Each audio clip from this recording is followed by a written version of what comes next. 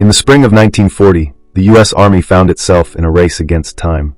War had already engulfed Europe, and American generals knew they would soon be drawn in. But they lacked one critical thing: a small, fast, and tough reconnaissance vehicle. So they sent out a challenge to every major automaker in the country. Build us a light 4x4 that can go anywhere, survive anything, carry soldiers and a machine gun, and do it in just 49 days. It was a challenge that sounded almost impossible.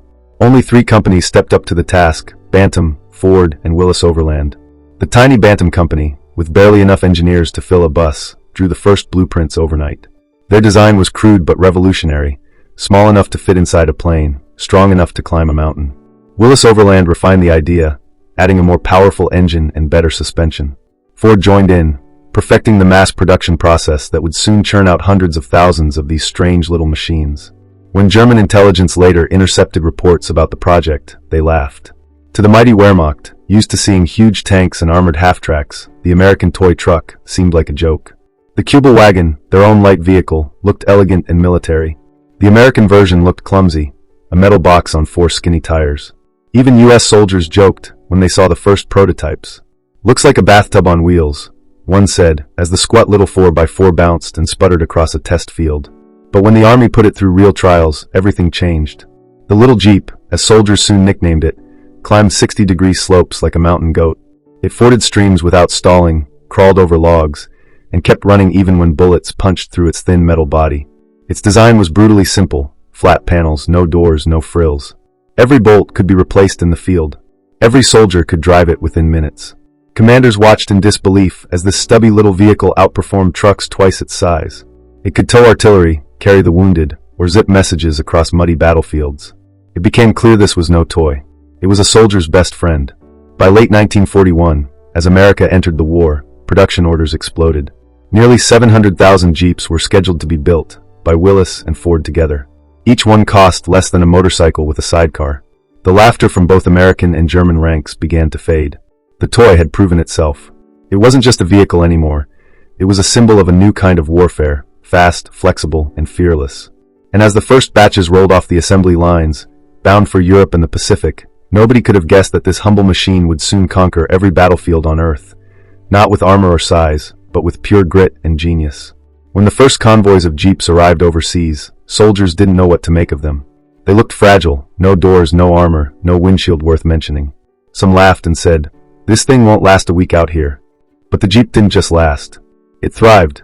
In the muddy fields of England, in the burning deserts of North Africa, and in the jungles of the Pacific, it proved something extraordinary. That toughness didn't always come from heavy steel or thick armor. It came from design. The Jeep was built for survival. Its engine was small but nearly indestructible. It could run on bad fuel, cold fuel, or almost no fuel at all. Its flat grille protected the radiator from brush and debris. The tires, though small, could grip through sand, snow, or mud with equal stubbornness. Soldiers began to push it to the limit. They overloaded it with supplies, mounted machine guns on its hood, strapped stretchers to its sides, and even floated it across rivers using makeshift pontoons. Mechanics joked that if a Jeep broke down, all you needed was a hammer, some wire, and a prayer, and it would run again. In North Africa, General Dwight D. Eisenhower watched as Jeeps carried troops across terrain where even tanks got stuck. He later called it one of the 3 tools that won the war, alongside the DC-3 transport plane and the landing craft. The Jeep could do everything.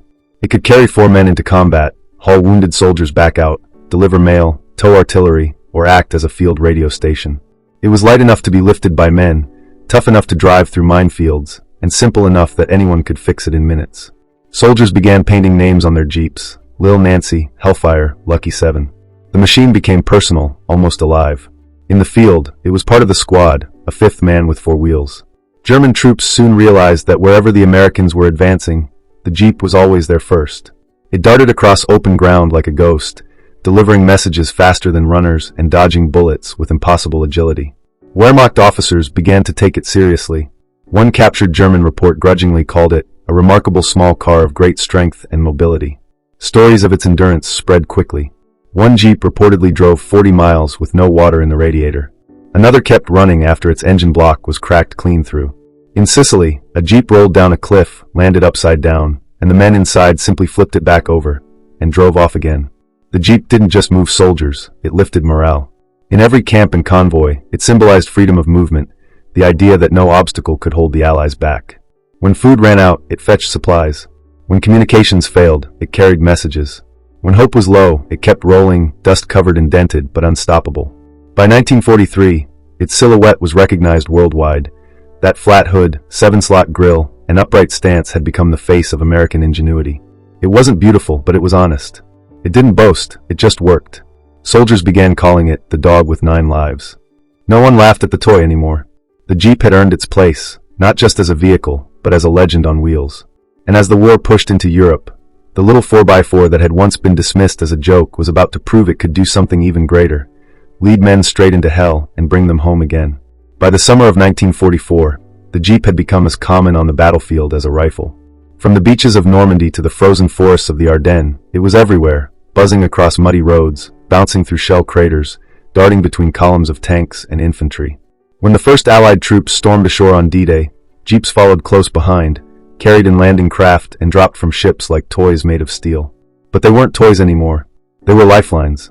In the chaos of the Normandy landings, Jeeps became command posts on wheels. Officers stood on their hoods shouting orders. Medics turned them into ambulances. Drivers risked their lives under fire, racing through minefields to deliver ammunition. Soldiers learned that if they heard the familiar rattle of a Jeep engine, help was near. It didn't matter how rough the terrain was, sand, mud, or rubble, the Jeep would find a way through. German soldiers, who had once mocked it, now feared it. They learned that behind every hill and hedgerow, a Jeep might appear, carrying scouts, engineers, or machine gunners. The little 4x4 could sneak through woods where trucks couldn't go, circle behind enemy lines, and vanish again. Its quiet engine and low profile made it perfect for reconnaissance missions. Many times, German patrols were ambushed by Jeeps that seemed to come out of nowhere. In Italy, the mountains posed another challenge. Narrow, rocky paths cut through the cliffs, impossible for tanks or trucks. But the Jeep climbed them with ease. Soldiers joked that it could drive up a tree if you gave it enough gas. In the brutal cold of the Ardennes during the Battle of the Bulge, Jeeps carried supplies. Through snow so deep it buried entire vehicles. Some had chains wrapped around their tires, others had heaters rigged with exhaust pipes. Anything to keep the engine alive in freezing winds. The Jeep became the Army's most trusted companion. Soldiers slept in them, ate on them, and even held church services beside them. Chaplains used Jeeps as makeshift altars. Photographers used them as platforms. Radio operators turned them into mobile command centers. There was nothing it couldn't do. One war correspondent wrote, "If the soldier was the heart of the army, the Jeep was its legs." Even generals grew attached to them. General Patton demanded his own Jeep, customized with pistols mounted on the dashboard and chrome mirrors shining like silver. General Eisenhower called it the most valuable piece of equipment in the field. The Jeep had become the great equalizer. From the highest-ranking officer to the lowest private, everyone relied on it. The Germans tried to replicate it. They built lightweight cars and modified Kübelwagens, but none matched the Jeep's mix of agility, power, and simplicity. The Jeep didn't need fancy engineering. Its genius was in its honesty, a machine stripped to the bare essentials, built for purpose, not appearance. As the Allied armies advanced deeper into France and beyond, the sight of Jeeps became a symbol of liberation. Villagers waved and cheered as convoys rolled through their streets. Children climbed onto the hoods, waving flags. To them, the Jeep wasn't just an American machine. It was freedom itself, painted in olive drab. In every theater of war, from the deserts of North Africa to the jungles of Burma, it was the same story. The Jeep went where nothing else could go. It carried hope, medicine, food, and courage. It was the first to arrive and the last to leave. Soldiers began to say, "The Jeep isn't just a vehicle. It's a brother that never lets you down." By late 1944, when the tide of war finally turned in favor of the Allies, the little four-wheeled machine had already earned its place in history. The Germans had stopped laughing long ago.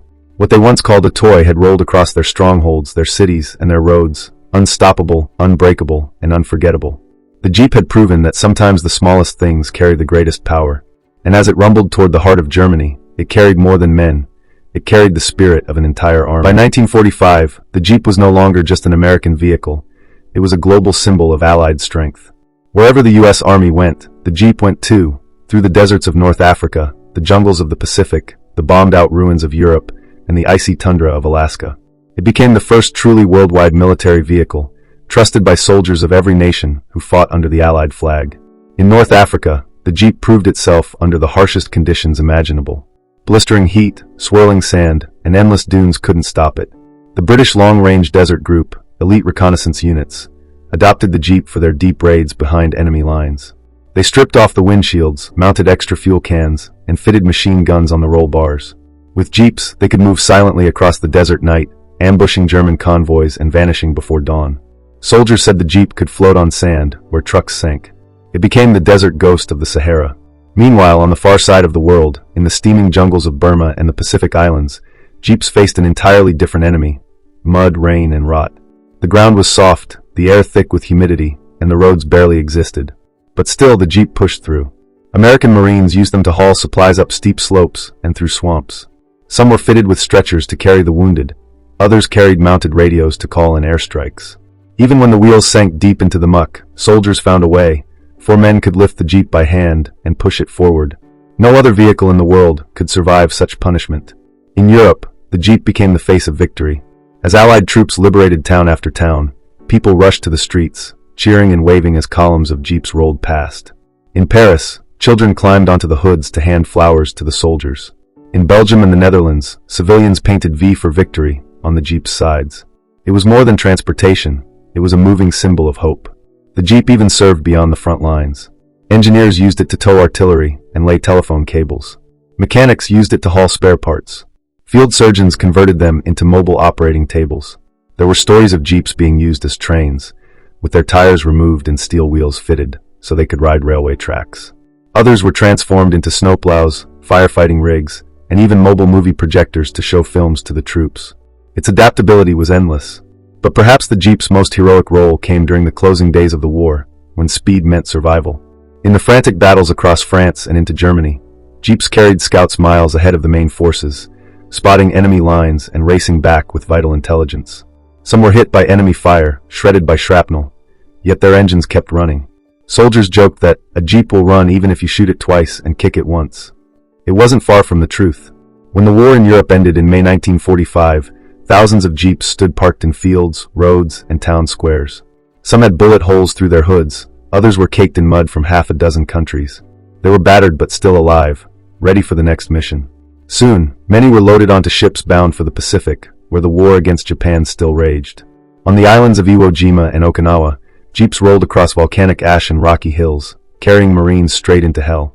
They became ambulances, ammo carriers, and command posts under fire. Even after the atomic bombs fell and Japan surrendered, the Jeep remained, now carrying not soldiers, but peacekeepers and relief workers through the ruins of war. By the war's end, more than 640,000 Jeeps had been built. They had crossed every ocean, climbed every mountain, and fought on every front. Wherever there were Allied boots on the ground, there was a Jeep nearby, dusty, dented, and still going. Generals and journalists alike agreed that no machine had done more to win the war. It wasn't the biggest, the fastest, or the most powerful, but it was the most reliable, and in war, reliability wins battles. The Jeep had carried men to victory, carried the wounded to safety, and carried the hopes of the free world across continents. And when peace finally came, the world looked at this small, rugged machine with something close to awe. The Germans had laughed at it once. They weren't laughing now. The little toy had conquered the world, not through brute force, but through sheer willpower, endurance, and ingenuity. When the guns finally fell silent in 1945, millions of soldiers began their long journey home.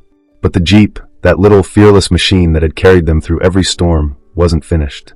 It had more work to do. Across bombed-out Europe and battered Asia, Jeeps became the first symbol of rebuilding. They pulled wagons filled with food and medicine. They carried doctors to remote villages and engineers to ruined bridges. The same wheels that once rolled into battle now rolled toward peace. Everywhere it went, people recognized it instantly. In France, farmers used leftover Jeeps to plow their fields. In Italy, police forces adopted them to patrol their roads.